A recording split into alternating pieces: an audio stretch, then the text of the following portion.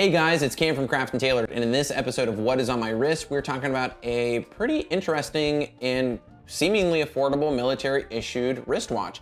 It's a Smiths W10. This specific example is from 1968, and very cool, and also kind of under the radar military issued watch that is still pretty affordable. So let's get into the details of this one.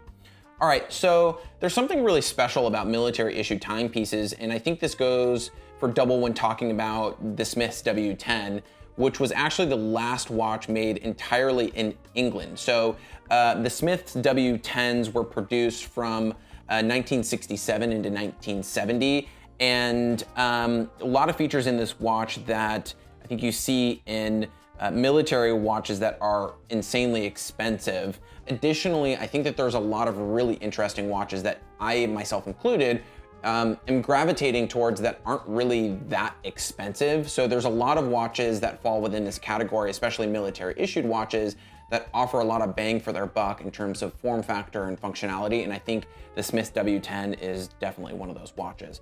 These W10s were issued to British military troops and the Royal Air Force, and also to the British Royal Navy as well. Shortly after the production of the W10 Smiths, Smiths ran into some financial trouble and basically had to close their doors in the 1970s. So unfortunately, this ceased all the contracts with the British government, and we've got a pretty small production window for the W10 Smiths. The first thing that's really interesting and also very cool about this watch specifically is that it possesses what we would call fixed spring bars. So essentially these watches were designed to be used on a NATO strap. And I think I'm gonna do a video on the history of the NATO strap. Not many people really understand the design purpose behind a NATO, and I can kind of demonstrate that. But the points of failure on a watch, or one of the points of failure on a watch, would be the spring bar. So if you have a non-fixed spring bar, essentially what happens is if that spring bar were to come undone, you would essentially lose the watch.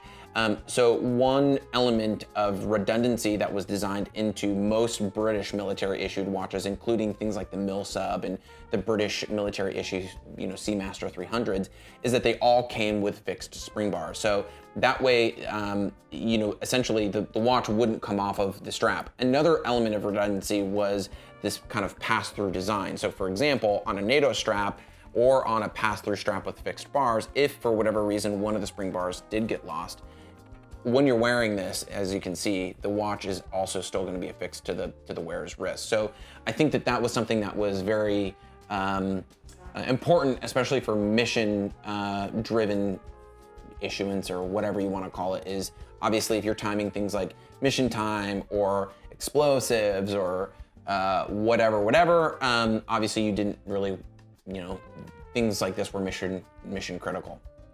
The other thing that's really cool is that the watch is a manually wound time only watch, right? So there's no date complication. It's a manually wound watch, has a nice big winding crown. This one is original. The one thing that I've seen commonly with a lot of military issued timepieces such as Smiths or even like Rolex Milsubs and things like that is that over time parts were replaced. A lot of these watches were sold off at surplus auctions or taken home by the troops that wore them.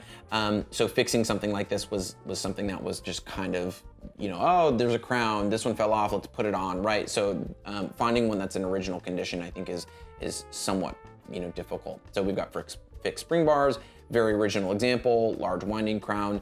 The cool thing too is that this watch, being that it's time only, very legible. It's got tritium luminous material on the dial. It's got a circle T, which I think is really, really cool. So if you're looking at Milsubs, they're also gonna have the T with a circle around it, denoting tritium usage on the dial, meaning that it's a non-radioactive timepiece. And then we've got that military, or the British military issue broad arrow there at the 6 o'clock position. So there's a lot of elements within this watch that I think make it really cool and special and also worth wearing. The watch from a form factor perspective is 36 millimeters. Some of the earlier British military issued or even US military issued watches are fairly small. The thing that I like about the Smiths W10 is that it's actually more of a modern size, being that it's 36. The other thing that's really nice is that being that the watch has a manually wound movement is it's actually really thin and kind of light. So when it's on the wrist, and of course you have to wear it on a NATO strap because that's the way that you're gonna wear a military issued watch, and also it has fixed spring bars, so you can't really affix a leather strap easily. The watch on wrist wears really nicely. The lug width is definitely a little bit on the smaller side. It's like 17 or 18-ish. We've got it on an 18mm NATO strap, which seems to work nicely with the watch. Doesn't seem like it's pinched or crunched in there, which is really, really nice. And then on top of that, the lugs on the watch are actually a little bit longer, so it sits nicely on the top of the wrist. Sometimes if you have a smaller watch, even if it's like 36 or 37mm, and the lugs are kind of squatty, the watch wears smaller. So I think that the form factor of this watch is really, really nice. I love that the sweeping seconds hand is white. Again, the broad arrow hand is really cool. It's made in England. I think there's a lot of like really cool history and kind of vibe in this piece. The thing that's also nice about these W10s is, you know, they're relatively inexpensive for a military issued timepiece, you know, fixed spring bars, circle T on the dial, broad arrow. The watches are sitting in between the 15 to 2,000 USD range. For good examples. You can obviously find examples that are well beyond that, and you can find examples that are well below that. It really just depends on the condition. This one's really, really nice. The luminous material in the hands is taken on kind of a nice, kind of yellowish kind of patina. The dial's free from any kind of degradation or scratches.